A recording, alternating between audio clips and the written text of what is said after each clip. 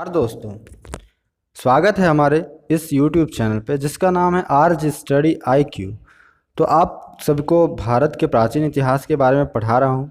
तो आप हमारे इस सामान्य ज्ञान प्रश्नोत्तरी को ज़रूर से ज़रूर देखें और आपको बहुत अच्छे अच्छे क्वेश्चन मिलेंगे। इसमें 10 क्वेश्चन आपको डिटेल के साथ समझाया जाएगा और टॉपिक वाइज, तो आप सबको बहुत ही अच्छा लगेगा। तो चलिए आज स्टार्ट करते हैं आज का ये वीडियो। देखिए पहला नंबर क्वेश्चन क्या है कि सल्तनत कालीन कौन सा राजा बाजार नियंत्रण के लिए प्रसिद्ध था, है ना। तो कौन सा राजा जो था वो बाजार नियंत्रण के लिए प्रसिद्ध है, तो वो अलाउद्दीन खिलजी। इसका ऑप्शन हो जाएगा ए, अलाउद्दीन खिलजी। तो इसके चलिए हम लोग डिटेल देख लेते हैं नोट्स। अलाउद्दीन खिलजी ने बाजार नियंत्रण लागू किया और दैनिक जीवन की जरूरी वस्तुओं के मूल्य निर्धारित कर दिए। यानी जो दैनिक जीवन में जो वस्तुओं जो उपयोग होता था उसका मूल्य निर्धारित कर दिया और इसलिए वो बाजार नियंत्रण लागू किया, मतलब इसी कारण से वो बाजार नियंत्रण लागू किया, है ना। चलिए दूसरा नंबर क्वेश्चन देख लेते हैं बच्चों। मुगल कालीन समाज में वर्ग थे, है ना। कितने वर्ग थे, तो इसमें ऑप्शन है 3, यानी 3 वर्ग थे। कौन कौन से वर्ग थे वो भी देख लेते हैं हम लोग। मुगल काल का समाज 3 भागों में विभक्त किया जा सकता है, मतलब हम लोग मुगल काल को 3 भाग में बांट सकते हैं। एक उच्च वर्ग काल, एक दूसरा मध्य वर्ग काल और तीसरा निम्न वर्ग काल। तो इसमें 3 भाग में मुगल काल को बांट दिया और उसमें उच्च वर्ग में सम्राट और उच्च अधिकारी आते थे। उच्च वर्ग में कौन कौन आते थे, तो जो सम्राट राजा हैं वो, और उच्च अधिकारी जो राजा के अधिकारी लोग हैं वो। और मध्य वर्ग में व्यापारी और छोटे अधिकारी आते थे। छोटे अधिकारी जो हैं वो मध्य वर्ग में आते थे। और निम्न वर्ग में मजदूर, कारीगर और किसान आते थे। और निम्न वर्ग में कौन आते थे, तो मजदूर, कारीगर और किसान आते थे, है ना। तो ये बहुत ही अच्छा से आपको डिटेल के साथ समझा के पढ़ाते। तो आप हमारे चैनल से ज़रूर जुड़े और हमारे चैनल को सब्सक्राइब करें। चलिए तीसरा नंबर क्वेश्चन देख लेते हैं।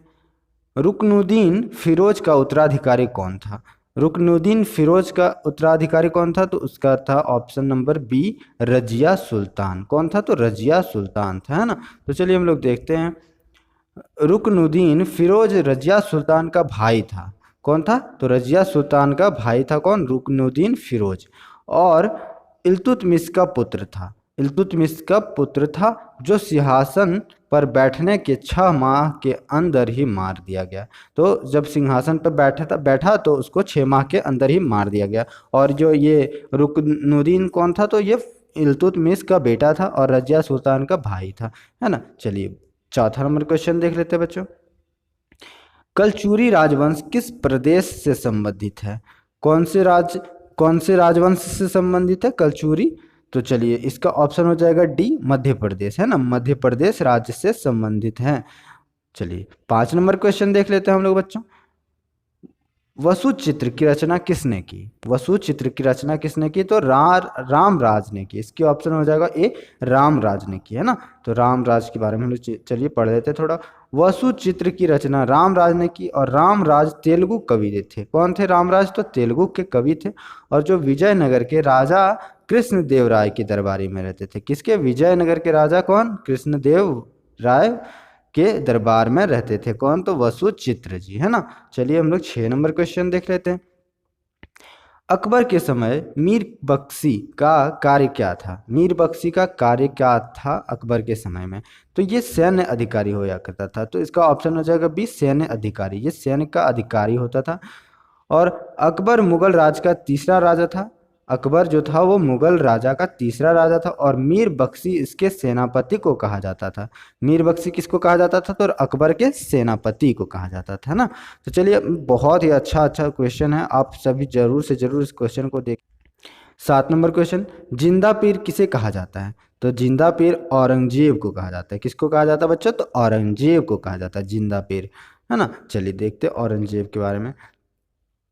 औरंगजेब अपने खर्चे के लिए कुरान की आयतें लिखता और टोपी सिलता था।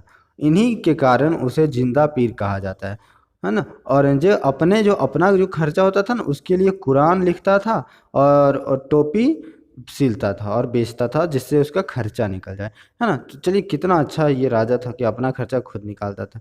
तो चलिए 8 नंबर क्वेश्चन देख लेते हैं हम लोग। 1309 में वारंगल के खिलाफ अभियान किसने चलाया? तो 1309 में वारंगल के खिलाफ किसने अभियान चलाया? तो इसका ऑप्शन हो जाएगा बी, मालिक काफूर। किसने चलाया? तो मालिक काफूर। इसका ऑप्शन बी हो जाएगा मालिक काफूर। चलिए मालिक काफूर के बारे में पढ़ लेते हैं। मालिक काफूर अलाउद्दीन खिलजी का सेनापति था। कौन था? तो अलाउद्दीन खिलजी का सेनापति। उसने दक्षिण विजय में महत्वपूर्ण भूमिका निभाई। किसमें? तो दक्षिण को जब विजय करने के लिए निकला था तो उसमें वो बहुत ही ज़्यादा भूमिका अच्छा। वारंगल के खिलाफ 1309 में जीत दर्ज की। किसमें? तो 1309 में वारंगल के खिलाफ वो जीत दर्ज की, है ना। चलिए 9 नंबर क्वेश्चन देख लेते हैं।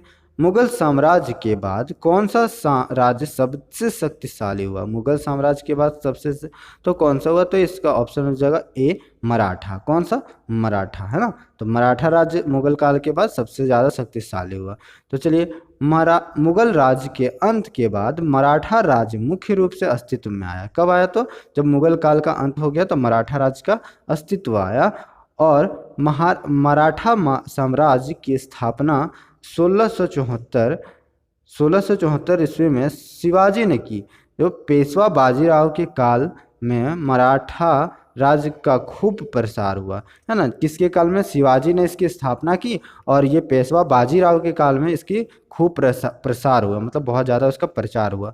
1760 में मराठा साम्राज्य 28 लाख वर्ग किलोमीटर तक फैल गया था। जो 1760 ईस्वी में ना, तो मराठा 28 लाख वर्ग किलोमीटर तक फैल गया था। चलिए, तो इतना अच्छा अच्छा क्वेश्चन आपको एक डिटेल के साथ पढ़ाया जाएगा ना, बहुत ही अच्छा लगेगा। आप हमारे वीडियो से ज़रूर जुड़ें।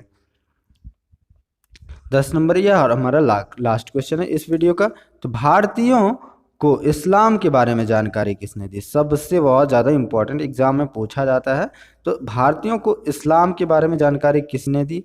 तो इसमें ऑप्शन हो जाएगा बी, मालाबार में अरब व्यापारियों ने। किसने? तो अरब व्यापारी। सबसे पहले हम लोग को यहाँ आया था, यहाँ पे अरब आया था, तो उसी ने हम लोग को अरब और उसी ने मुस्लिम धर्म की जानकारी दी थी, इस्लामिक, है ना। तो इसका चलिए हम लोग देख लेते हैं। भारतीयों को इस्लाम की सर्वप्रथम जानकारी मालाबार में अरब व्यापारियों से पता चला। किससे पता चला? तो अरब व्यापारियों से पता चला, मालाबार में, है ना।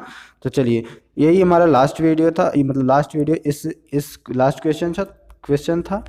तो आप सब हमारे चैनल से ज़रूर जुड़े, हमारे वीडियो को लाइक करें, कमेंट करें और सब्सक्राइब तो ज़रूर से ज़रूर करें। चलिए धन्यवाद।